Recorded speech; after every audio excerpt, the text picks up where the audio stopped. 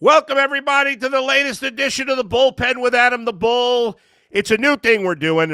I don't know who we is, but I'm doing every Monday. Well, we have help. Ernie and Levi are with me today.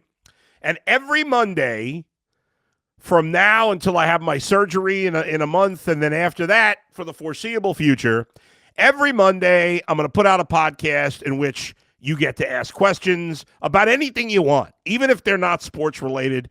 You know the old segment I used to do on the Bull and Fox show called Ask the Show. We've done it occasionally on the Ultimate Cleveland Sports Show. And now I bring it to the bullpen, and you can ask anything you want. So we'll really get it going once we get in the habit of doing the show on Monday, where you get to ask any question, and if possible, I will answer it. To keep it completely real, we're going to record this show, and then it'll be put out probably an hour after I record it every Monday morning. And the reason I wanted to do that is so I really had time. I'm used to answering things on the fly, and we could do that. That's fine. But I really want to, for the people that ask maybe really in-depth or creative questions, I wanted to have extra time to think about an answer and not rush through an answer or give my quick answer. I thought that would be more interesting. We shall see, but this will be the process on Mondays here going forward, really for the rest of the year, except for a couple of weeks when I'm out with my surgery. Also, something going on not much longer, so take advantage of it. You got less than a week to go.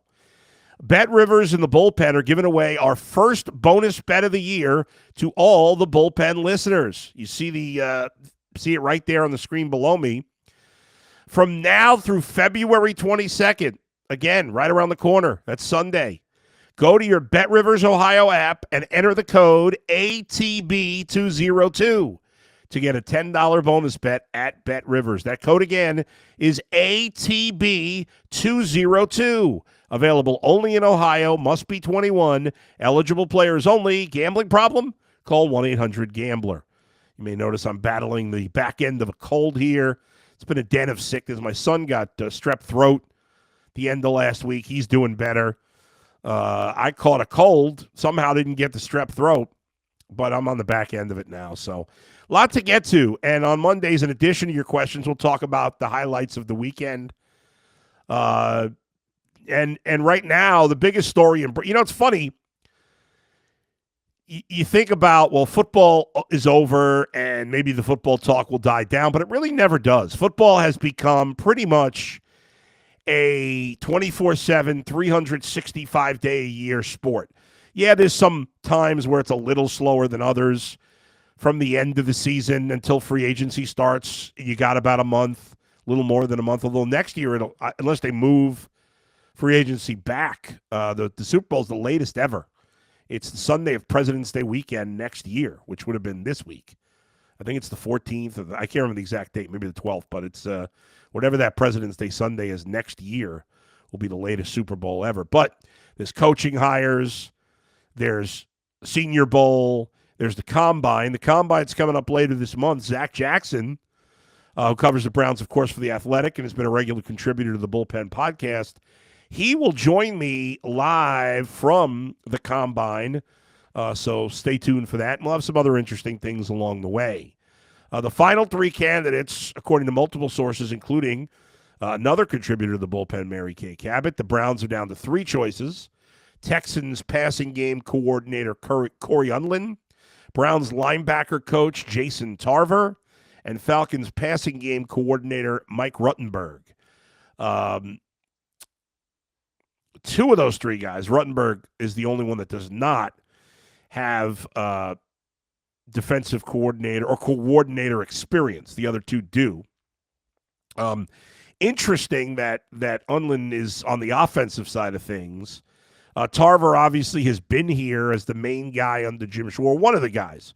When we started to think that Jim Schwartz would leave, Jason Tarver was one of the two guys on the current Browns staff that were considered likely to get an opportunity for this gig. It'll be interesting to see where the Browns go with this. Unlin appears to be the favorite. He's the name that's been talked about the most.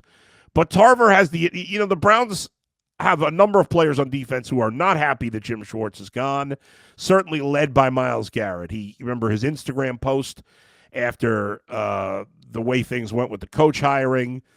Not a knock on the new head coach. I guess I don't know that it was not a knock, but I don't think it was. But more about the frustration because we had heard that Jim Schwartz was pissed off, and obviously that was the case, and he resigned from the team. You wonder if, that maybe Unlin might be the top choice, but that Tarver's case is stronger because for a defense that was one of the best in football, at least a little more stability on that side of the ball. Whoever they hire, they're basically going to run the same style of defense. You can't. The Browns' only strength is on defense. Their offense is about as bad as it gets. We know this. There's almost no talent on the offensive side of the ball. And the Browns have a lot of talent now on the defensive side of the ball. Now, Myles Garrett could do anything, could play in any system, would be successful. But for some of the other guys that they've drafted here and signed as free agents, you're not going to make some dramatic change on defense. The team's been good on that side of the ball.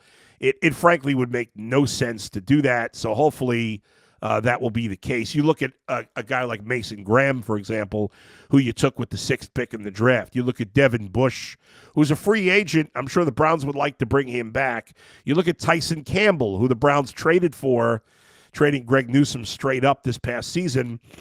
These guys all fit the system really well. And those are three, certainly two key pieces in Graham and Campbell. Bush was a key piece in the 25 season and might be in 26 if they brought him back. And I'm sure he'd like to come back because he revitalized his career. Usually guys have to leave the Browns to revitalize the career. Devin Bush does the other way. He did not really have success with Pittsburgh and comes to Cleveland and then Seattle and then comes to Cleveland. And this is where he had his best success this past year, having a great season under Jim Schwartz, playing with the rookie Carson Schlesinger and behind Myles Garrett and Malik Collins, who had another guy. Malik Collins had a great year last year. He's under contract for the 26th season. Mentioned Graham, Alex Wright, who they signed to an extension this past season. These guys all fit what the team does defensively, and so anything that would make a significant change to the defense would be a huge mistake. Meanwhile, NFL free agency is right around the corner. 3 weeks from today, right? 3 weeks from today, I believe so. 3 weeks from today is the beginning of the tampering period. I'm going to double check that because it might be like 3 weeks from tomorrow. But either way, about 3 weeks from now. All right, here we go. Bring up my calendar. I should have had this up already. The free agency tampering period, 12 noon on March the 9th. Yes, so that's 3 weeks from today. At 12 noon, 3 weeks from today, will be the tampering period. That goes through 4 p.m. on Wednesday, March 11th. And that's when free agency officially starts, that March 11th, the new year. That's when you'll hear about trades over the next 3 weeks. You'll see some trades in the NFL over the next 3 weeks, probably. We usually do. Be odd if they didn't happen. Those trades won't become official in most cases till 4 p.m. or later on March 11th, which again is 3 weeks from Wednesday. In terms of the franchise tag, the date for that is March 3rd. That's right around the corner. I mean, we're 2 weeks away from that. So these things are coming up before you know it. Certainly the draft after that. There's a little lull between, the second week of free agency and the week before the draft. But these lulls are not long, and sometimes they're not lulls at all. And then in May you'll have the schedule release and mini camps in June, and then training camp at the end of July and the preseason, and so on and so forth. So really no downtime or no major downtime in the NFL if you're a Browns fan or a fan of anybody else. All right, big story over the weekend, the NBA All-Star Game.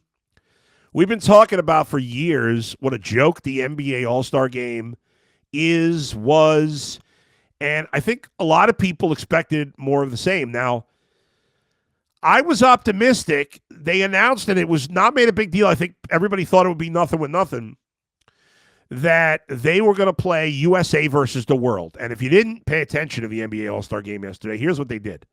So there were 3 teams. There was 2 American teams, one mostly with young stars, one, my dog is like almost knocking out my equipment here. I don't know what he's doing. One with more older superstars. And then the third team was players from other countries. Karl Anthony Towns was on that team, which I don't get because he was born in New Jersey. But anyway, the rest of that team, I believe, was players all born in other countries. And the games were great. The players played hard. We haven't seen this in years. It was awesome. The final game was a blowout. And so that, didn't work out. But the first 3 games, the young American team beat the world team 37-35 in overtime. The veteran team beat the young American team 42-40 in the second round. In the third round, the veteran American team beat the world team 48-45. And then the final game, it was a blowout. The veteran team there won. But overall, this was good. There was talk that they're only going to do this in Olympic years. I think that's a huge mistake. Guys were motivated to play, and we haven't seen that. And the vets, the old guys, I mean, they showed they still got some gas left in the tank until the last game. I got a brain freeze there for a second. The young guys, I'm sorry, beat the old guys in the final game. They were out of gas by that last one. But the old guys look good in their other matchups. They won their first 2, but then that was it. They were done by the third game. The leading scorer for the young stars was Tyrese Maxey, who had 9 points. But just overall, I didn't watch the Saturday stuff. I just have no interest in the slam dunk or the 3-point contest at this point. But I do think that the games were exciting, and the way they played 4 quarters worth of games was great. It was great. They played 1 full game, but they made it 4 games. Maybe have a little more time in between because the old guys seemed a little gassed. Maybe split up the old guys and young guys a little bit. I don't know. But it was very competitive outside of that last game. All right. One other thing I wanted to hit on real quick before I get to your questions that you sent me. As many of you know, I'm a big St. John's basketball fan. It's the only New York team that I root for, even though I'm born and raised in New York. And I'll admit, I'm a bit of a fair weather fan. I wasn't locked into St. John's for many years. I loved them as a kid, watched them when I could. Obviously, as a kid in New York, well, I shouldn't say obviously. I didn't have cable or anything like that until I was in my 20s. So, you saw them when they were on TV. But as a younger adult, I watched them all the time. But as an adult, they've fallen by the wayside until these last couple of years now that they're good. I admit it. So I'm watching, it wasn't that much this weekend. So they were playing Saturday at 1 o'clock against Providence. So I was like, all right, I'm going to sit and watch this game. I was looking forward to it. And St. John's ends up winning the game. But the big story in this game was the dirty play by Providence. This was an absolute disgrace. And I know a lot of people don't care. You certainly don't care specifically about St. John's and Providence.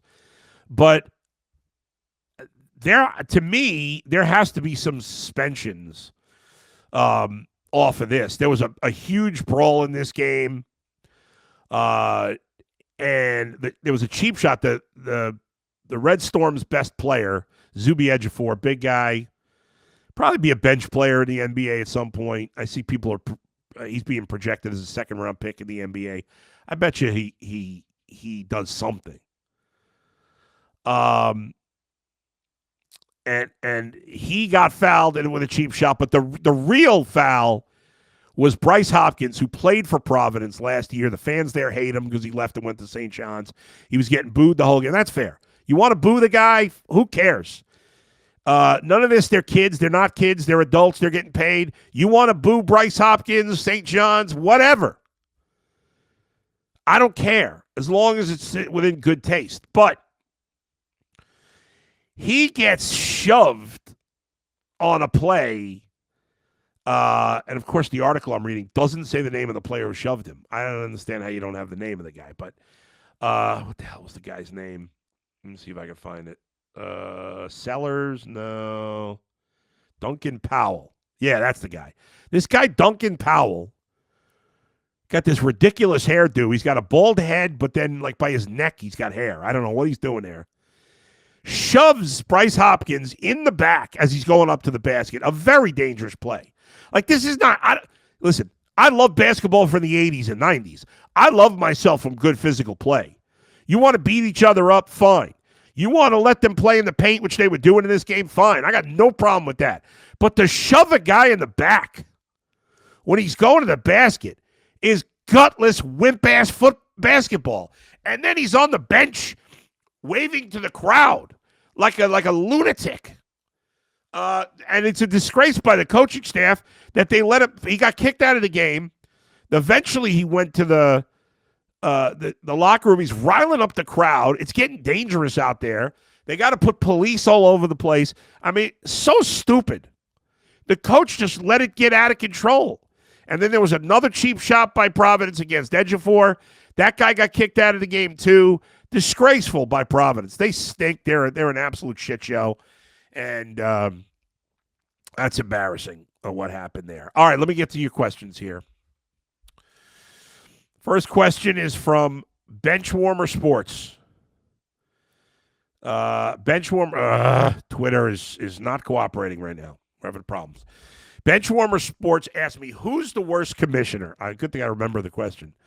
Adam Silver or Rob Manfred? And I've got my beefs with both guys. Ultimately, you see, it's a tough call because my interest in the NBA is down since Adam Silver is commissioner, and my interest in baseball is the same as it's always been, but I've always been a bigger baseball fan. I would ultimately say that Rob Manfred is the worst commissioner, even though there is a lot that I like. There are a lot of things that Manfred's done that I like, but see, I like all the rule changes that baseball's made. I wasn't sure that I would like them, but I like them all. I like the pitch clock was one of the smartest things baseball ever did was the pitch clock. It has got rid of downtime in baseball. It's great. Games are much faster. There's a better pace. There's no doubt about it. Great change made by baseball. And that's Manfred. I like the ghost runner at second base. I know a lot of baseball fans hate it. I like it in the regular season. I don't want to see it in the playoffs, but I like it in the regular season. I just like a lot of the things that they've done. But in the end, Adam Silver loves the NBA. And I don't know that Rob Manfred loves Major League Baseball, and I have a beef with that. We have a problem with competitive balance in Major League Baseball, and the relationship is so bad between the owners and players, and I blame Rob Manfred and the owners for it. Now, I am a big-time pro-union guy. I come from a family of union people. I have always been pro-union, even sports unions, even though they're not like regular unions because they're not fighting to stay alive, if you will. But in this case, we do need changes to the system. There's got to be a salary cap. But more importantly, way more important than a salary cap, we have to have a salary floor in Major League Baseball. It has to be $150 million. And if you cannot have a $150 million payroll, you have to sell the team. That's it. No organization should have a payroll under 150. Our own Cleveland Guardians at the moment have the second lowest payroll, only ahead of, I believe, the Marlins, under $100 million. It's an absolute disgrace. If the Guardians had a $150 million payroll, I mean, they're already one of the best teams in the American League consistently. You look at a team like the Yankees. I mean, per dollar, the Guardians are a miles better organization than the Yankees. The Guardians front office a million times better than the Yankees. Manager was better with Francona, still better. But the Yankees spent crazy, and yet they've only won one World Series, right? Since 2000. The Guardians haven't won any. Obviously, they've come close. And that's with one team averaging a huge payroll, not Dodgers level at this point, but huge, and the Guardians' payroll being nothing. So we got to have some competitive balance. But this is on the small market teams more than the big market teams. The small market teams are to blame more. The system is to blame. The players, of course, are going to say they like it. But I think I actually think with a fairly high salary cap and a floor of 150, I actually think it would benefit the most of the players, that system. The mid team, outside of the superstars, I was going to say Jose Ramirez, but Jose Ramirez took less money, didn't get paid like a superstar. Outside of the Juan Sotos and Shohei Ohtani's, Kyle Tuckers and Bryce Harper's, outside of that top group of like the 10 best players, I think in the long run it actually would benefit them. But the players are not going to see it that way. And so it is what it is. But Adam Silver, for his flaws, and there's problems, and tomorrow I'll talk more about his idea of maybe getting rid of the draft, which I like. Adam Silver loves basketball and has a good relationship with the players. You may say they take advantage of that, and maybe they do, but I think it's better for the sport overall. And as much as I like baseball more than the NBA, most people under the age of 40, and certainly people under the age of 30, like basketball more than baseball. Basketball does a much better job of catering to young fans. If the Cavs were playing a 10 o'clock game last week or 2 weeks ago, I couldn't stay up. The next morning, I was able to watch the whole game in like 30 minutes, all the commercials cut out, on NBA.com, all of it. And I can't remember what they call it. They cut out the downtime. In baseball, and I could do that for free. I'd have to pay $1. In baseball, they protect this. It's just crazy. They don't cater to the young fans the way they cut off their nose to spite their face. So long-winded answer. I'll say Manfred, even though I like some things he's done, is worse. All right. I think let's see. Twitter's back up. How about that? But I have no time to ask for more questions at the moment, so I'll go to two more questions that I got here. Colin says, you're the GM of the Browns this year and next. What are you doing to get the team to 10-7 or better in 28? It's simple. I've got to find a quarterback. I've got to get to 28. Okay, I got 2 years to find a quarterback. What I'm doing right now is, based on the information I have, I'm giving Shedeur Sanders every opportunity to be my starting quarterback. I'm going to bring in somebody to compete that I draft in the middle rounds. Deshaun Watson's out. I would cut him. If I were the GM of the Browns, I'd take the cap hit and cut him. I don't care what it costs, I'd cut him. And then I'd have Shedeur and this other guy compete. Best man win. Give that guy an opportunity.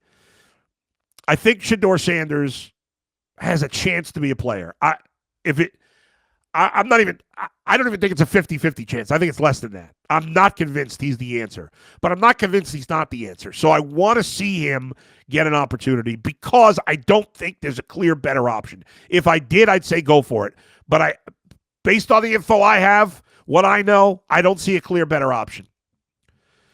In terms of long term, yeah, could Kirk Cousins or Kyler Murray or Jameis Winston win more games for the Browns in 2026? Sure, but they're no long-term answer, and I want a long-term answer. And the Browns, even with those guys, are probably not a playoff team. So what's the point? It's not winning 7 games instead of 5 doesn't matter. That's it. Until you fix the quarterback problem, you can't fix the Browns. And finally, Colin asks, what's the most challenging part of your work and what's the best part? Wow. So the most, it's so funny. I guess I would have a different answer to that in different points in my career. I've been a professional broadcaster since the summer of 1999. So this is almost 27 years I've been doing this.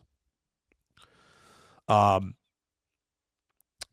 I've been working, obviously, in Cleveland. This summer will be 15 years I'm here. So that's more than half my career has been in Cleveland.